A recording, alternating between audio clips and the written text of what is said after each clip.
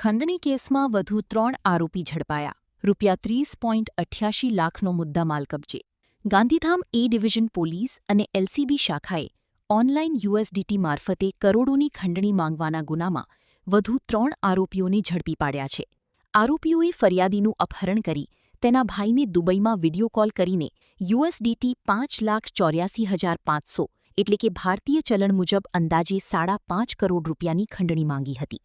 તપાસ દરમિયાન આરોપીઓએ યુએસડીટીને ભારતીય ચલણમાં રૂપાંતરિત કરી આંગડિયા મારફતે 28.98 લાખ મેળવ્યાનું બહાર આવ્યું છે.